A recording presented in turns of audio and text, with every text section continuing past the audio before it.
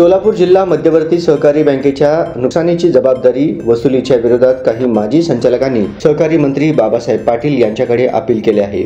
याबद्दलची पहिली सुनावणी पार पडली आहे। दुसरी सुनावणी बुधवारी 20 ऑगस्ट रोजी दुपारी होणार आहे। त्या सुनावणीला हजर राहण्यासाठी 3 माजी आमदारांसह 9 जणांना नोटीस बजावण्यात आली आहे। सहकार मंत्र्यांसमोर होणाऱ्या सुनावणीकडे सोलापूर जिल्ह्याचे लक्ष लागले। सोलापूर जिल्हा मध्यवर्ती सहकारी बँकेच्या 238 कोटी रुपयांच्या नुकसानीची जबाबदारी माजी संचालक तत्कालीन अधिकाऱ्यांवर निश्चित करण्यात आली आहे, परंतु त्याच्या वसुलीला सुरुवात झाली असून काही माजी संचालकांनी या कारवाईच्या विरोधात सहकार मंत्री बाबासाहेब पाटील यांच्याकडे अपील केले आहे। अपीलाच्या पहिल्या सुनावणीत सहकार मंत्री पाटील यांनी वसुलीच्या कारवाईला स्थगिती दिली आहे। दुसरी सुनावणी मुंबईत सहकार मंत्री पाटील यांच्या दालनात बुधवारी होणार आहे। याबद्दल सहकार मंत्रालयाचे कक्ष अधिकारी रोहित खरे यांनी पत्र काढले आहे। त्यानुसार माढ्याचे माजी आमदार बबनदादा शिंदे, अक्कलकोटचे भाजपचे माजी सीतारामप्पा पाटील, करमाळ्याचे माजी आमदार संजय मामा शिंदे, सांगोल्यातील शेकापचे नेते चंद्रकांत देशमुख, मंगळवेढ्यातील नेते बबनराव आवताडे, विद्या बाबर, सुनंदा बाबर, सुरेखा ताटे, सुनीता बागल यांना सुनावणीसाठी हजर राहण्याची नोटीस बजावण्यात आली आहे। या सुनावणीला संबंधित पक्षकाराने आपली बाजू व्यक्तिशः